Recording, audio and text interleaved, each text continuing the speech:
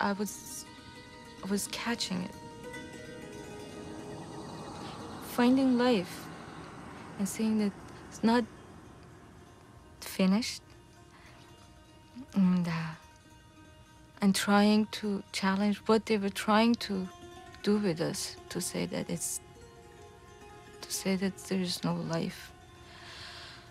It's trying to find it. I made friends with mosquitoes, with flies.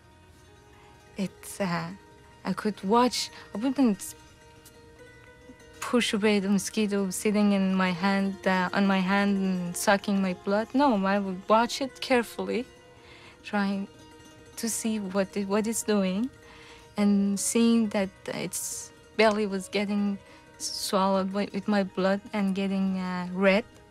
And remember that there's only the female mosquitoes bite, and that's for their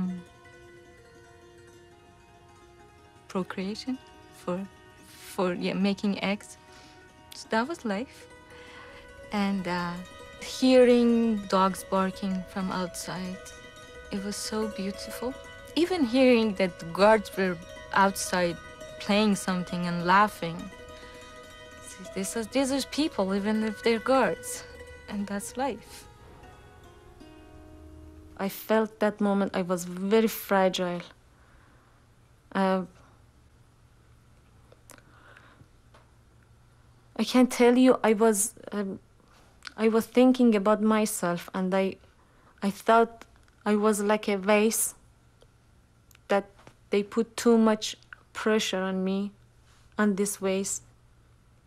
When we cannot alter our physical environment, the only thing that we can alter is our state of consciousness, producing an imaginary world.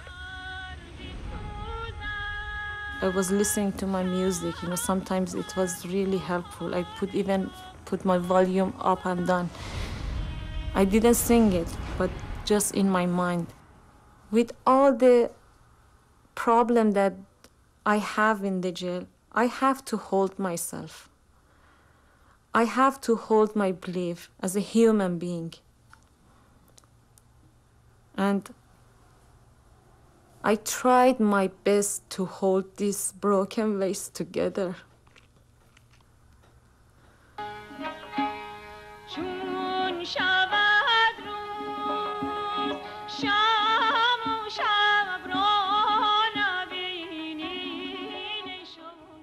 Sometimes I felt that, oh, I wish I could allow myself to relax and go crazy. It's easier. It's more easy. Oh my God, I'm done, finished. I want to go, please. If I wish I could cheat myself, fool myself, and I say, yes, I believe in you, and take me out of here. I can do anything for the government. But I couldn't. It was easy in one way, but I couldn't. Blindfolded and hanged from the hangers on the wall. This was the most torturous position that I had gone through, which actually broke my collarbone right here. I was a lucky person. Right in the middle of my tortures, I had a heart attack and a big stroke. Getting close to death, I saved my life. It was late in the night, and I saw everybody in the room. 92 people were quiet. You can't even hear the sound, even a breath. And I asked, and suddenly I heard the sound. It was like a dump truck unloading something, like an iron, like a gravel, like a crack, something like this.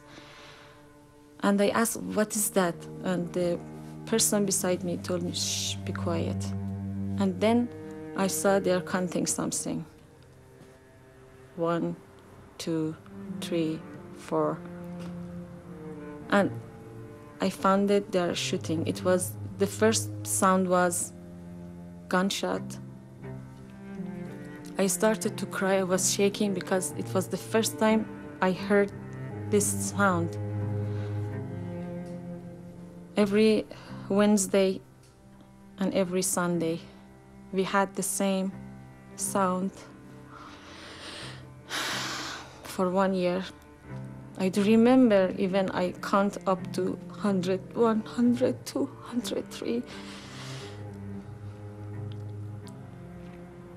And this is very hard that you are counting the shoot of the people that they were beside you and they were like you.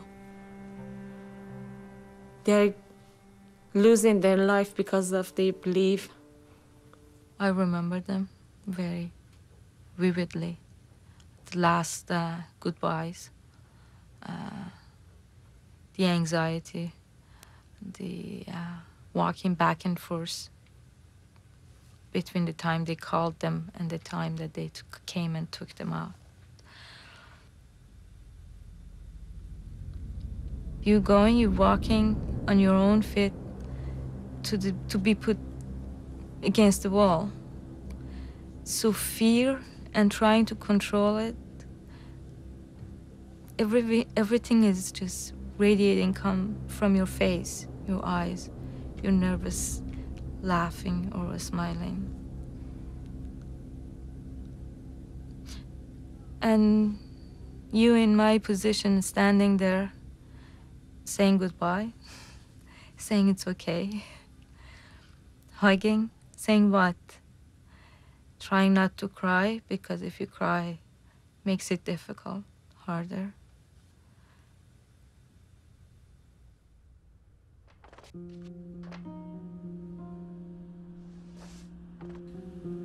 I was worried about my son. Then I sent him to the United States for studying. And he wanted to be an engineer. But after 2 years, he came back to Iran. He was a journalist. He printed the newspaper for political people. He believed in equality between the people, between men and women. He and his friends wanted to free the political prisoners, and the government soldier arrested him. After 2 months, I found him in the prison, and he was 6 months in prison. When I heard the news by radio program, I was shocked. And I didn't believe it. My son's name between the people that executed, oh, I was shocked. I was shouted very loud, very loud. I remember I ran away in the street and phoned my brother. And maybe for a while I lost my mind, I think so. At 21, he was father. At 22, he died. He was very handsome, very tall, very green eyes. Yeah. The government makes no effort to hide the way they are treated. Execution, hanging in public is a way of, in fact, showing people what will happen to those who say no, or what will happen to those who would not cooperate. In a sense, the discipline is hacked on the body of the people. What matters is that the survival of the revolution and the survival of the Islamic regime stands way beyond any other respect for individual life or for individual well-being or even for the communal well-being. During 1981, the government in power succeeded in eliminating very successfully by mass genocide much of the political organizations in the society.